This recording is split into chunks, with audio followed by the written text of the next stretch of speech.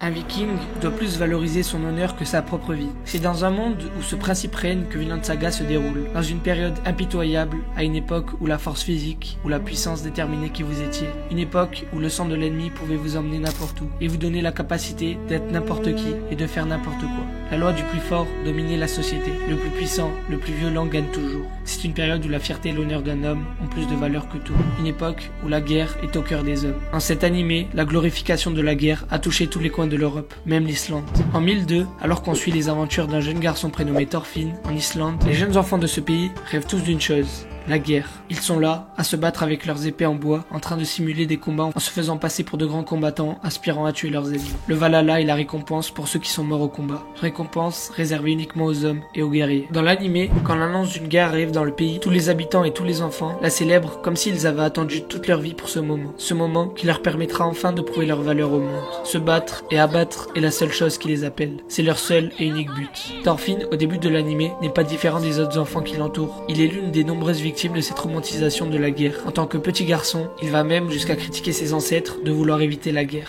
Dans le début de la saison 1, après la mort de son père, on nous présente Thorfinn comme ce petit garçon déterminé à tuer Escalade, peu importe le prix. Escalade lui-même était l'assassin de son père. Il a pris en traître et l'a tué à l'aide de ses complices grâce à un piège qu'il a élaboré. Thorfinn, lui, étant sur le bateau où son père s'est fait attaquer, a tout vu. À ce point dans l'intrigue, il n'avait qu'un objectif en tête: la vengeance. Il passa des années sur les champs de bataille à se battre dans le but de redorer le nom de son père en vainquant Askeladd dans un duel en rencontrant à la loyale. Mais cela n'arrivera jamais. Thorfinn n'aura jamais sa vengeance, car au cours de l'histoire, on voit Askeladd se faire tuer par les mains d'un autre, le prince Knut. Puis on voit Thorfinn, seul, désespéré, sans famille, sans amis.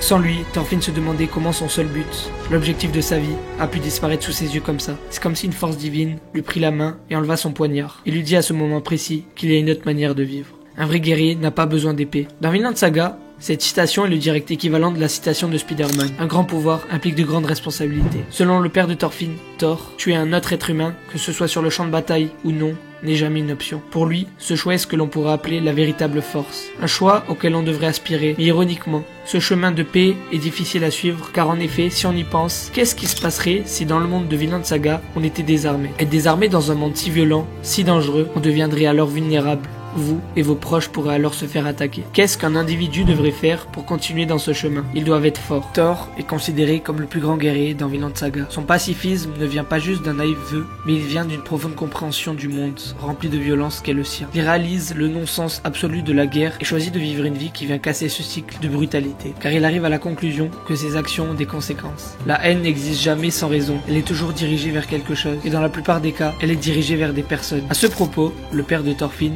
vient à dire au début de l'animé: Thorfinn, tu n'as pas d'ennemis.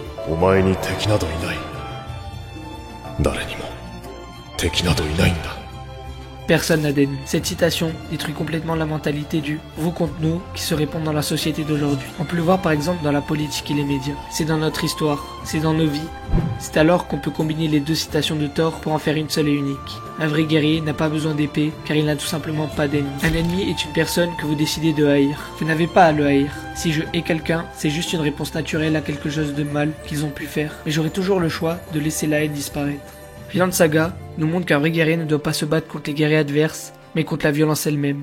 Un vrai guerrier ne doit pas tuer, mais tuer la violence elle-même. Il n'y a plus besoin d'armes si on est tous du même côté. Après la saison 1, Thorfinn réalise enfin ce que son père voulait dire. Le point de basculement était le moment de la mort d'Askeladd, car jusqu'à ce moment, la seule raison de vivre de Thorfinn était de tuer Askeladd. Et quand celle-ci disparut, il perdit tout sens à sa vie. Et un homme sans but est un homme vide. Et le nouveau Thorfinn que l'on voit après la mort d'Askeladd n'est pas reconnaissable. Toute la violence dans son regard qui était présente dans la saison 1 de l'anime a disparu. Et il va être remplacé par ce nouveau Thorfinn qui n'aime pas vraiment le goût de sa nouvelle vie. Dans la saison 2, Thorfinn devient un esclave qui travaille dans une ferme.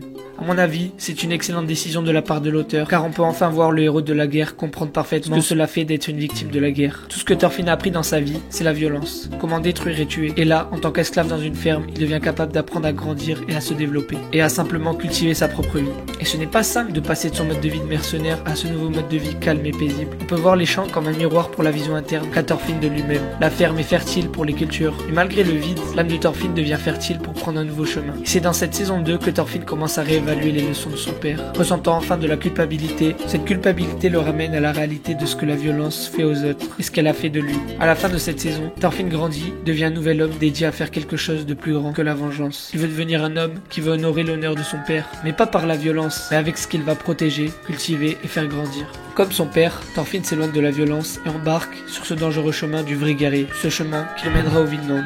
Dans l'anime, le Vinland est plus qu'un simple pays. Le Vinland représente la liberté et un nouveau commencement. Le Vinland est la destination finale quand on prend le chemin du vrai guerrier. Tout au long du manga et de l'anime, on voit les personnages espérer vivre dans un monde meilleur. Et Thorfinn les entend et veut créer ce monde où les hommes, tout comme les femmes, sont libres. Vinland Saga nous pose toute une série de questions auxquelles on doit trouver la réponse au cours de notre vie. Quelle est l'épée que nous devons lâcher? Quoi ressemblerait une vie sans voir les autres comme des ennemis mais comme des alliés? Quelle aventure devez-vous vivre pour créer votre propre Vinland?